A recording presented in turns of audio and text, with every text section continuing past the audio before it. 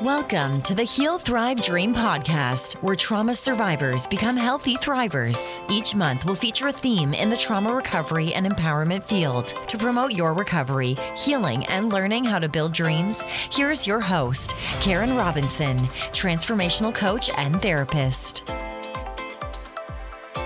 Hi, everyone. Welcome back to the Heal, Thrive, Dream podcast. Today, our guest is Miss Sharon Natoli. And Sharon is from Sydney, Australia. And after a 30-year career in communications and behavior change counseling, including as a media spokesperson, writer, advisor, and conference speaker, Sharon Natoli now assists individuals to live their best life by finding their voice and speaking up with confidence.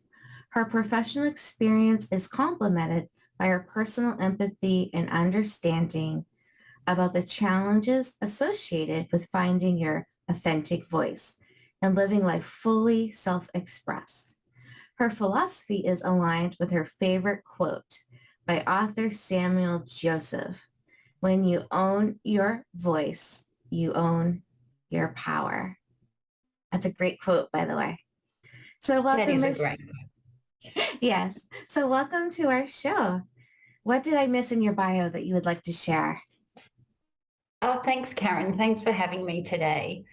Look, I think that's a good summary of who I am. I guess the other thing is the story for me in terms of going from realizing that having a career in communication and doing all that media spokesperson work and speaking on a stage in reflection, now that I'm older and you can look back and you've got, experiences in life, what was really about my, I guess, efforts to be seen and to be heard and to kind of have that attention to be noticed as a way to, I guess, find that from not having felt that growing up, and that discovering that and realizing that was a big change for me, or created a big change to help me, I guess, find the path or find my own voice in terms of finding or putting me on a path that I feel is really my life purpose now, to help people to find their voice and connecting in with your authentic self. Okay, awesome. So as you know, that a part of the population that often feels like they don't have a voice, well, one is children and sometimes the elderly as well. And so a lot of times it's traumas that have happened in the past. And when people either aren't heard or aren't believed, it's hard to believe they truly have a voice. And do you have experiences like that? Anything that happened in childhood or young adult that impacted your belief about having a voice? And if so, is there anything of that you would like to share? You don't have to, of course. Yes. Look, I'm happy to. I feel as though for me, definitely as a child, I'm one of four. I'm the middle girl. So I had one brother, so he was the only boy, and then an older sister, she was the oldest, and a younger sister, she was the youngest, and I was in the middle, sort of the middleist. So there is no such a thing as that. And we were all born very close together. So all four kids within 5 years. My mum was very young, and so it was difficult, I think, for her, when I look back and the challenge that it would, I don't know what it's like to have four children within 5 years of each other. Mm-hmm. So for me, yes, it was about, not feeling noticed, not having the emotional and spiritual support or nurturing in childhood that I think drove me toward that communication, that sort of, feeling as though I needed to be famous to be noticed, feeling as though I needed to be extraordinary to have made it, striving for success, all that sort of thing, as a compensation for not feeling that in childhood. And I feel as though the challenge, and I'm sure there are listeners and viewers that can relate to this too, is that my physical needs were met. We had a house, we had we had a roof over our head, we had food, we had those physical needs met, but not the emotional and the spiritual needs. And I feel as though that was simply because well, for me, we were brought up with very Victorian values. So things like, sayings like, if you can't say anything nice, don't say anything at all. And uh, if you swear, I'll wash your mouth out with soap. And children should be seen and not heard. Those types of sayings put a lid on your voice. So have you feel as though, okay, well, if I can't say anything nice, then I won't say anything. And so that message suppresses anything that you might perceive as not nice or not fitting in, not pleasing those around you. So all of that, the fitting in, the people pleasing, the pretending or the hiding anything that I decided was not acceptable or not ladylike or, not right, not good. So that, the good girl syndrome, people pleasing, lack of boundaries, all that sort of thing. That was me, is, no, I won't say was, but, you get awareness. And so I'm still on this journey myself and always will be. There's always insights. So having awareness is the first step in terms of being able to change that and to say, okay, well, there was that influence. What can I now do about that as an adult with, resources and awareness? Right. So yeah, it's interesting how our childhood, can pave our way to our career one day, right? So it sounds like that happened with you too. So tell me a little more about how you got on this track though to do this career of being in communication and helping people find their voice. Like, yes, but how did point A get you to point C? What was point B like? Yes. Well, so when I decided to be a health professional. I decided to be a dietitian when I was 16 years old, and that was because I was interested in food. And I would say at that age, bordering on eating disorder. That was what drove me into it, like quite restrictive and a little bit of binge eating, but not to the point where I was ever diagnosed with anything. I mean, I think that's the thing for me. I've kind of borderline on a few things, but not really given a diagnosis of anything. But very quickly so I was like, that's what I want to do. And I graduated from university. I did that. And I very quickly though found myself going from working in a hospital setting to working in a communication setting and public relations and marketing and doing some more qualifications in that. And literally within 2 years of starting my working life. And that was following, I guess, my heart in terms of communication, and not with no awareness of, oh, well, perhaps I didn't have a voice when I was younger, but here's an opportunity for me to be speaking, and I can competently speak to the media, but speaking up for myself in a personal relationship setting or asking for what I want, whole nother kind of kettle of fish altogether. They're like, for me, chalk and cheese. So I think it got to a point where I literally did that for 25, 30 years. And then I thought, what's next for me? And I enrolled in a course that had me start to think for myself. And what do I think? I wrote a book about the future of food, which had me think for myself and ask, well, what do I think? I've been doing all this talking and presenting other people's messages, other people's thoughts and ideas, or something from the research. So that was sort of easy for me to do because it wasn't my own thinking as such. But being challenged to write a book was what is about. If you've ever written a book or you try and write kind of anything about writing is a great way to help you find your voice. And so it was really challenging for me. I must have written 5 versions of this book going. We touched on perfectionism just before we started the show, but is that what I want to say? Is that really what I want to say? No, that's not it. No, this is it. Like all of these questions, all of this self-talk, blah, blah, blah, blah. And that was really one of the key turning points for me, was starting to think for myself and then recognizing how difficult that was. And then while I did that and I published that and I got that out, it was soon after that that I started to write down what I was thinking, what was stopping me, what was making it so hard for me, and a whole lot of self-reflection, which I've always been a journal writer. Anyway, so I quite like that part of it.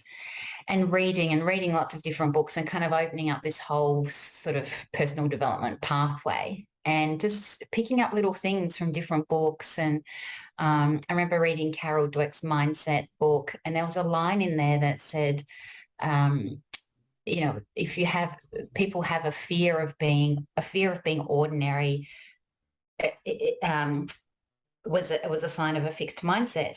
And when I read that, I was on a bus and I missed my stop because it just made me go, there is such a thing. Like if someone had asked me, what's your greatest fear? I would have said, I just don't want to be ordinary. And I didn't recognize just that other people had that was one thing, but then it was a sign of a fixed mindset and this striving and it was actually like the fear of being ordinary. Having this striving to not be means that I was always striving to be extraordinary, and nothing was good enough. So there was all these like little things like that along the way of reading all these different books, and then I sat down. I was in a pizza. I was waiting for a pizza one day, and I had all this stuff kind of collected around me, and I'd recognized that I had a problem speaking up if I was ever in a conference or an event or somewhere where I wanted to ask a question. I would always be holding back. And so I recognized I had this challenge around speaking up for myself. And I just called all of this stuff that I'd been writing and reflecting on, I called it Dare to Speak, like dare to speak for yourself, like put your hand up, put yourself forward, create a new direction. And when I started to write on that, it was like literally a revelation. It was like, this is a physical kind of sensation around, this just feels so right for me. And yeah, when I put Dare to Speak on a page in a logo, it spoke back to me. Is that the name of your company? It's a message. No, so I just gone to my own. It's a motto. Okay. Yeah, so it's more like your personal slogan or professional slogan. I love it. I hope you call one of your future books that. Yeah, thanks for that feedback. Right. That is really, really, it's clear and to the point, and it's strong. Dare to speak. Because the dare to speak is kind of, it's sort of framing, it takes courage. If you felt silenced in some way, it takes courage. It takes that big step. So it's almost like saying to someone, I dare you, so that courage. Yeah. Yeah. Yes. Now your story on the bus was touching to me. And I'm like, wait a minute, am I feeling touched or emotional because she missed her stop? No, that wasn't it. I was there in that moment when you said, it's like, oh, you had that such an aha, like it gripped you, it shook you, because not only did you not want to be ordinary, I'm guessing you're not someone that wants to be described as having a fixed mindset. You want to be someone that thinks outside of the box, that you're, that you have your own ideas. And so to feel for a second, like, oh, my thinking is in this box and this isn't who you wanted to be. Yeah. So I thought that was powerful. Yes. Yeah. Yes, because in that book, she talks about a fixed versus a growth mindset. And a fixed mindset is like, we feel like we have to have the answers, or it fits in with that perfectionism, or, we feel like we're kind of fixed, that we are the way we are. Whereas a growth mindset is, I don't have all the answers. I can ask questions. I can keep learning. I can keep at something. I don't need to stop just because I didn't get an A grade. I got a C grade or a D grade. I can keep. It doesn't mean I give up. It doesn't mean there's something wrong with me. I think that's probably one of the key things, is that if I wasn't extraordinary, there was something wrong with me. Mm-hmm. Yeah, that's not helpful because, of course, self-acceptance has been a big learning, and self-acceptance is such an important attribute to continue to, dare yourself or stretch yourself or be able to evolve and continue to grow. Self-acceptance is such a big part of that. Yeah. And once we accept ourselves, then we're free to keep striving and growing. Yes. Yeah. Otherwise, it's really hard to do that because we keep thumbing ourselves down, suppressing, repressing ourselves. Yes. Yeah. Yes, we can grow from a place of being curious rather than a place of having to prove something. Being stuck. Yeah. Mm. Okay. Yes. So what is the name of your book? I know it's not exactly aligned to your, what is it, Dare to Speak, but I mean, it was a start in knowing it's how important it is to write and share stories. What was your book on nutrition called? Yeah, so I wrote it more for the food industry, because that's who I was working with, and I was speaking, kind of not on behalf of the industry, but speaking kind of about the future. So it was called Food for a Better Future, a new direction for the business of food. So it's for business, for businesses. And the one I'm working on now is called Why Smart People Don't Speak Up. And how to break through the barriers. So I speak about what gets in the way of speaking up. Mm-hmm. So, what holds us back. So things like our self-talk, but also, of course, it's our nervous system and how our bodies are. So our mind and our body and what gets in the way and what we can do to help start to create an opening for change, to help us to speak up, our voice being one of our key tools for influence and for getting what we want. And, it's one of the key ways that we can be self-expressed. And if we're living our life self-expressed, then we feel seen and heard. And and that's so important. When should we expect that book to be released? Yes, September. Okay. So will it be on Amazon in September? We're striving for that. Not striving. We're aiming for that. I don't like striving anymore. Okay. I don't strive. It feels too much work when think life is easy, right? Okay. So, we're going to be live, I think, in December. So your book should already be out when people are listening to this. Hopefully things go according to plan. So just let me know so I can make sure it's in the show notes. Okay? I will. Yes. Okay, it's called Why Smart People Don't Speak Up. Okay. Yes. All right. And you mentioned I'm a big bibliotherapy girl. I love books. I feel like books have really helped me in so many awesome ways. And I feel that's true for you too. So what else do you recommend for people to read other than the mindset book, which is a great book? Do you have other favorites? Yes, I love Brené Brown. Her my favorite. Yeah. So The Gifts of Imperfection would be the one in terms of what we're talking about that I think would be really good. And then Rising Strong is also another really good one in terms of this space. Mm-hmm. I have found Dr. Nicola Perez's book, How to Do the Work, is a really good one. It's certainly not on speaking up, but it's about understanding why we can get stuck how we can get unstuck.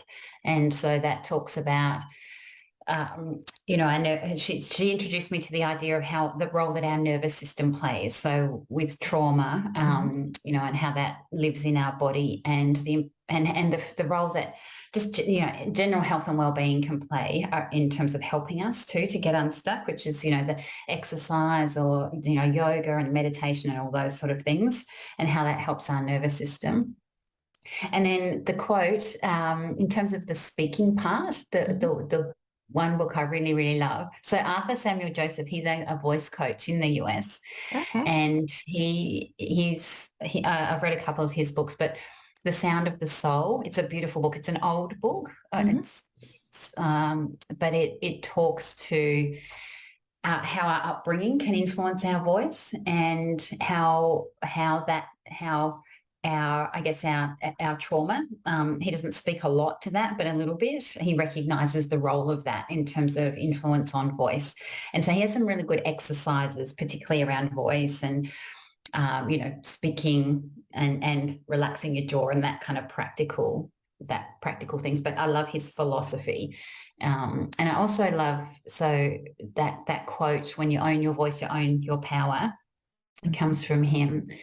And his definition of personal power, which is when you're standing in your power, his definition is that you're not being afraid.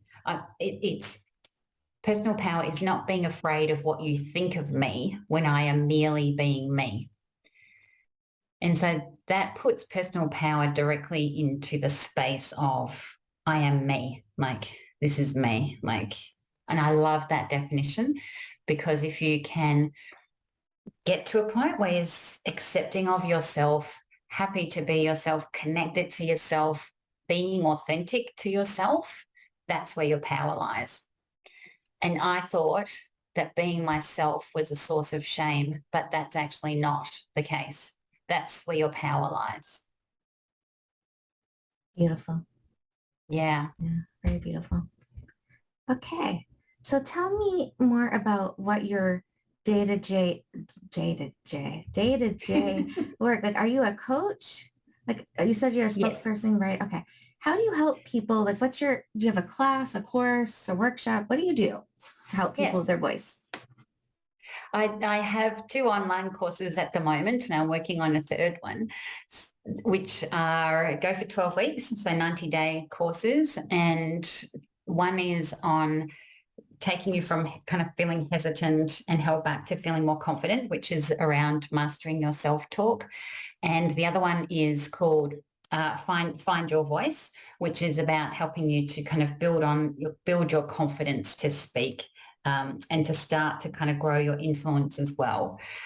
So they're a weekly video and a weekly coaching call that I run. And actually by December, I will have launched also the Self-Confidence Circle, which is a group program where we'll meet twice a month and learn about and talk about topics related to self-confidence, which is growing your personal power and belief, to help with a range of things. So speaking up is a symptom. Not speaking up is a symptom of not feeling confident and connected to yourself. So we talk about a whole range of things like the power of self-belief, growing your confidence to speak in front of groups, and how to handle dominant people, how to set boundaries, get over people pleasing, those types of topics.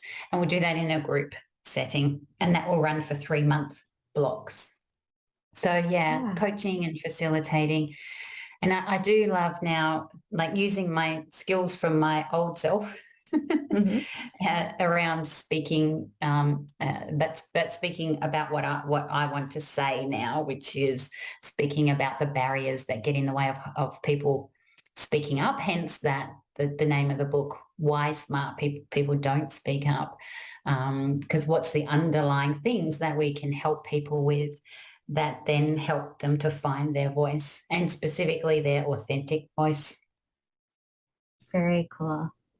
And when people want to learn more about you, is the best way to do that is that just to go to your website?